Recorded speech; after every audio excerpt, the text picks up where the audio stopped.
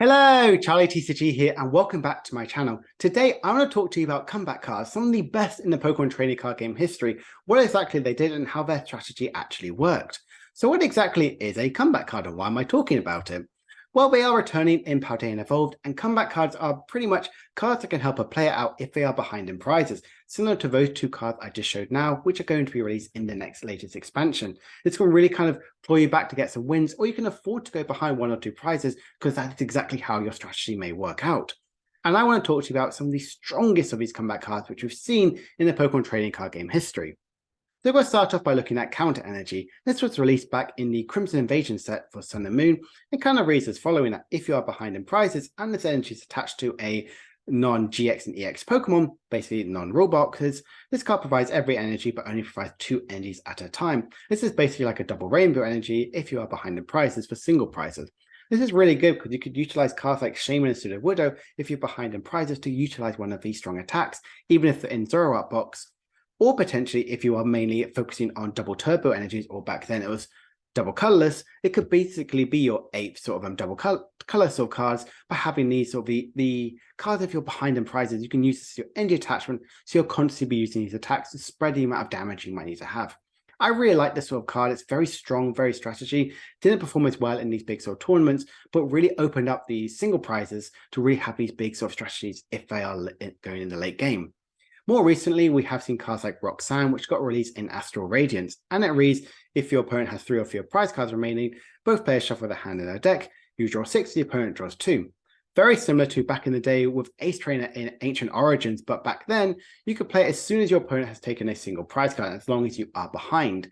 But your opponent does gain, in fact, one more card. I think this is a very strong comeback card mechanic, but it was only ever really one of. You weren't playing a high count of Roxanne or Ace Trainer because it's potentially is very one-sided in a way. You only want to play it at the right exact time to limit the opponent, the resources they might have to offer to really make you have that huge comeback in the late sort of game.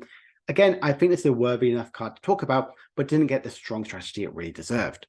Another really strong card we did see is Counter Catcher, also released back in the Crimson Invasion sort of set. And I read as following: that you get to switch when your opponent's bench Pokemon if they're active. This is insane. This is Boss's Orders as an item card. But again, you can only play it if you have more prizes remaining than your opponent. This is really good because if you think about these big destructive decks like Dusknoir, Trevenant, or potentially Zoroark EX at the time, you're drawing lots of cards and you can potentially play your supporter to disrupt the opponent and then having this item card behind to really gust up one of the Pokemon on the opponent's bench. I really like this sort of strategy. It makes you potentially will be some wall and control sort of archetypes if you're not really taking prizes. Counter Catcher is really, really good because it's an item card which also gusts the opponent. I really like this sort of strategy. It really opens up the metagame to really have focusing more item card on gusting instead of the big supporter ones which we've been used to for so long of the meta. Another really strong sort of card we did see all the way back in the EX era for Dragon Frontier, we see Scramble Energy. Again, apologies for the low resolution for this. And that's basically the new card we saw, which is Reversal Energy.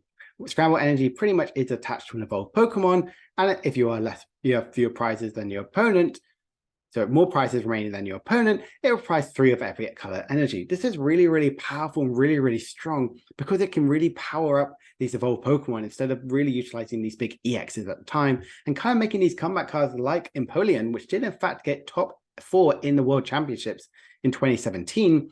Scramble Energy was one of those because immediately you could just attach this if you're behind in prizes and attack for 70 damage. And back then, 70 was quite a lot of damage. So I really liked that strategy this deck really had to offer.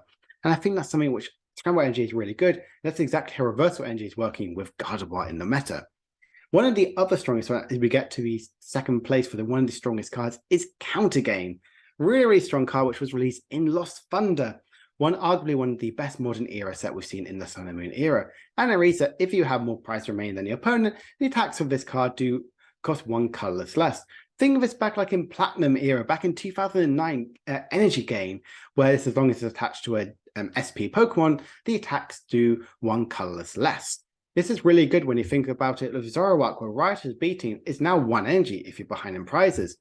Or if you're playing Zoroark, Lycanroc GX, or sudden that dangerous rogue GX really strong attack, that's only 1 fighting energy now. You don't need to rely on 2 attachments. That's only 1, which is really strong.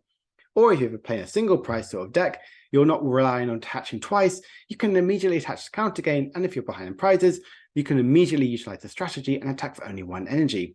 Why am I mentioning these cards? Well, these cards have obviously done really, really well and done very well in these events. One, because they had counter gain, which can really execute their strategy. And I love the effect that this sort of tool card has, and would love potentially a reprint. Even if it's not saying for no rule boxes or excluding rule boxes, I wouldn't mind that, because that would give a real new lease of life to these big, strong single prize Pokemon, which we've seen definitely increase as the years go on. But what exactly is the best comeback card? And that, in fact, is Rocket's Admin. Yes, a card all the way back in 2004 got released in EX Team Rocket's Return. It's really, really strong because each player shuffles their hand to their deck, count their prize card, and draw that many cards. Yes, that is in fact N. N was an exact reprint of Rocket's Admin, but obviously changed to more updated ruling. And we're seeing it again in Iona, which is a bit more of a pseudo one, where you shuffle your hand, put it at the bottom of the deck, and then draw the amount. This is incredibly, really strong because you could potentially disrupt the opponent. Like if the opponent is really far ahead in prizes, you could get them to 1, maybe 2 cards in their hand. You might have like 4 or 6, and you can really come back and claw back to get the win you potentially might need, because the opponent isn't drawing any of the cards that they need. And I think that's exactly why Team Rocket's Admin really deserves to be that #1 sort of spot. The amount of power it can kind of go into it. They could end you into 1, or Rocket's Admin you to 1, and you might get the card exactly one you need, or potentially draw into the energy and for 3 turns in the game, and the opponent can really win purely just on that sort of luck. That's one thing I love about the strategy this kind of goes in.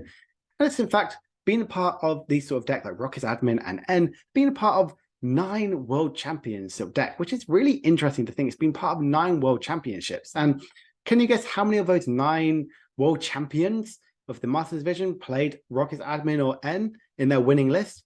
If you guess 9, you are correct. Every single world championship that N or Rocket's Admin has been a part of, it's been part of the winning strategy. It shows how good it is. You might play 1 or 2 if you have a way to reutilize your supporters, like VS Seeker or potentially Palpad.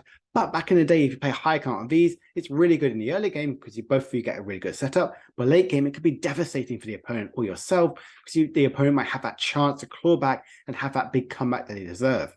So one thing we're always talking about, are they healthy for the game? Is Iona and Reversal Energy coming back as comeback cards really healthy? And the answer is yes. Returning in Paldea Evolved is really good. It's exactly the right time to come into it. Pokemon is definitely evolving their strategy, and this is exactly how it can work with it. It changes the route for the game. You're no longer potentially price mapping in a certain way, because you could be disruptive with Iona or potentially Reversal Energy. You can really utilize and get that big, strong one-hit KO every deck sort of desires. We're seeing that in the likes of Gardevoir EX. We're playing higher counts of Iona and 1 to 2 Reversal Energy, because they're affording to go behind in prizes and having that big one-hit KO with a single prize Gardevoir with Reversal Energy in the late game. I think it's really, really healthy for the meta.